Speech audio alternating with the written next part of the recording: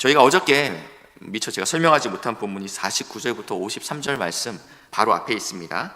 49절부터 53절 말씀에는요, 곧 여호와께서 멀리 땅 끝에서 한 민족을 독수리가 날아오는 것 같이 너를 치러 오게 하리니, 가까운 곳이 아닌 먼 곳에서 아주 먼 민족이 지금 이스라엘 백성 남유다를 치러 오겠다라고 말씀하고 있습니다. 이는 내가 그의 언어를 알지 못하는 족속이다, 민족이다. 그 용모가 흉악한 민족이라 노인을 보살피지 아니하며 유아를 불쌍히 여기지 아니하며. 지금 이 민족이 전쟁을 일으켜서 이 나라로 쳐들어오고 있는데 노인과 아이를 불쌍히 여기지 아니하였다. 내 가축의 새끼와 토지의 소산을 먹어 마침내 너를 멸망시켜 곡식이나 포도주나 기름이나 소의 새끼나 양의 새끼를 너희를 위하여 남기지 아니하고. 그러니까 모든 것들을 약탈해 가는데 젓가락까지 다 가져갔다, 이렇게 지금 이야기하고 있는 것입니다. 그들이 전국에서 내 모든 성읍을 에워싸고 내가 의뢰하고 높고 견고한 성벽을 다 헐며 내 하나님 여호와께서 내게 주시는 땅의 모든 성읍에서 너를 에워싸리니. 이 바벨론이 남유다를 정복할 때 이런 식으로 정복했는데, 특별히 예루살렘은 1년 6개월간 포위를 했습니다. 그러니까 물자들이 나가고 들어올 수 없게끔 완전히 막아섰습니다. 그러니까 이제 물가가 이제 폭등하겠죠.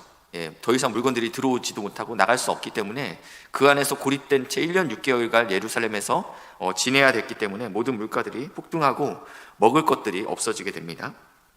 그래서 53절 말씀에 내가 적군에게 에워싸이고 맹렬한 공격을 받아 곤란을 당함으로 내 하나님 여호와께서 내게 주신 자녀 곧 내 몸의 소생의 살을 먹을 것이다.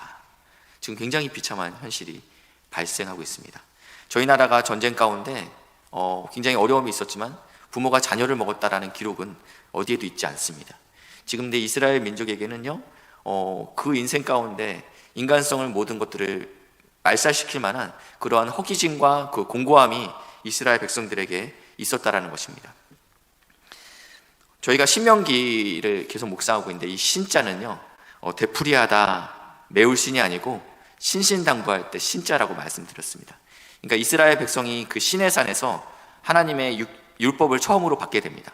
근데 그 백성들이 광야에서 40년간 다 죽게 돼서 지금은 모압 땅, 그러니까 요단강을 건너기 바로 직전에 있는 모압 땅에 출애굽 2세대들에게 시내산에서 받았던 그 말씀을 되풀이해서 말씀한다라는 뜻이라고 말씀드렸습니다. 신명기 28장은 복과 저주에 대해서 이야기하고 있는데, 그러면 시내산에서 이스라엘 백성이 분명히 복과 저주에 대해서 들었을 거죠. 이게 되풀이 됐을 거라니까요. 되풀이 됐기 때문입니다. 이 복과 저주가 레위기 26장에 있습니다. 한번 찾아보시겠어요? 제가 자막을 일부러 드리지 않았는데 레위기 26장입니다.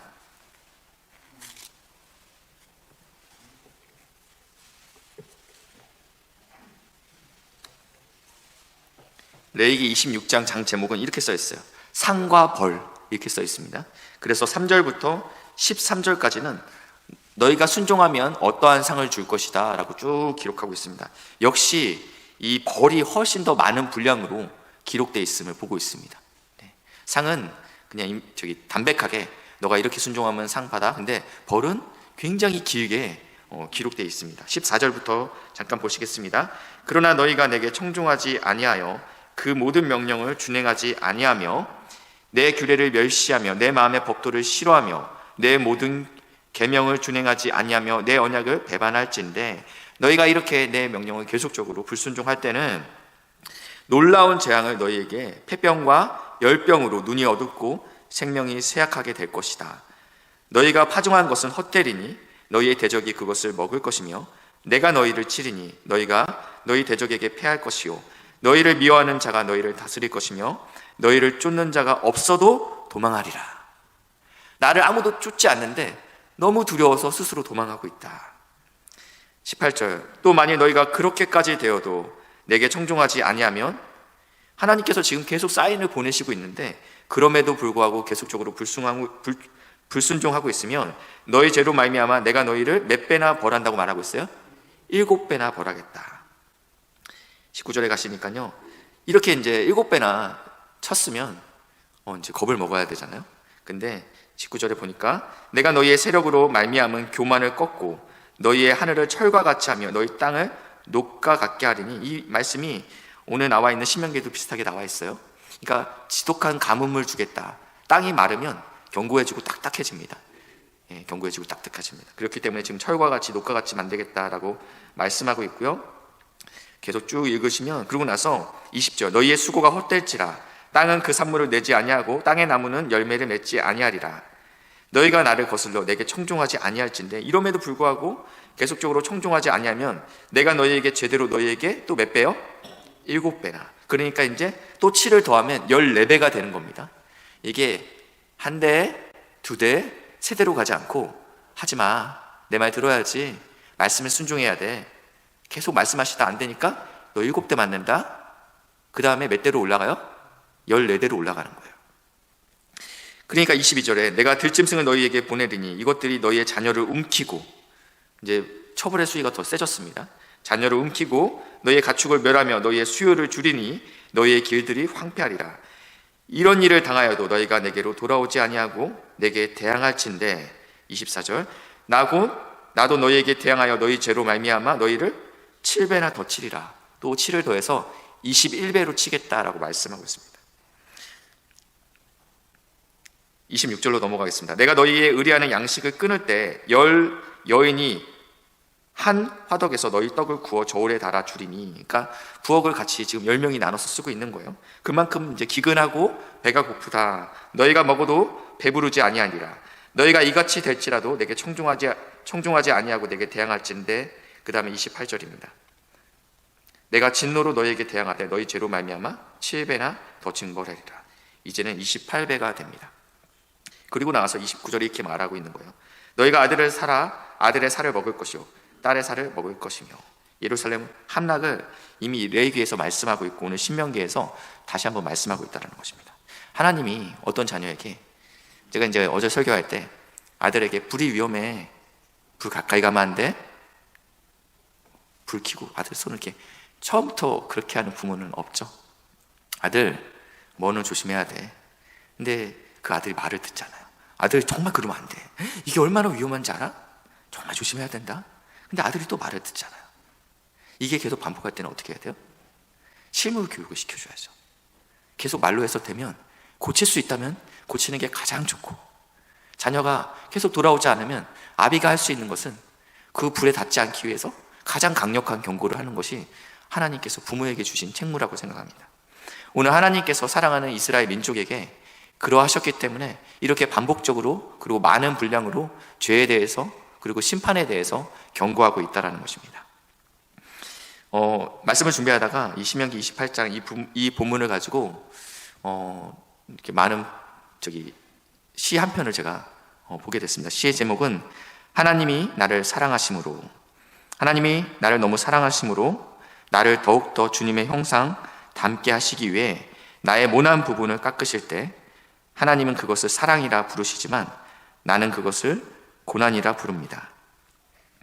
하나님이 나를 너무 사랑하심으로 나는 아버지의 나라로 인도하시기 위해 낮은 마음과 넓은 마음을 갖게 하시려고 좁은 길로 인도하시는 것은 하나님은 그것을 은혜라 부르시지만 나는 그것을 연단이라 부릅니다. 사탄이 나와 하나님의 관계를 질투하여 나를 하나님에게서 멀어지게 하기 위하여 나에게 물질의 부함과 세상의 즐거움을 풍족히 불어넣어 주셨을 때 하나님은 그것을 시험이라 부르시지만 나는 그걸 축복이라 부릅니다. 그러니까 하나님의 의도와 우리의 반응이 계속적으로 다른 것을 보게 됩니다. 중략하고 마지막 연을 보겠습니다.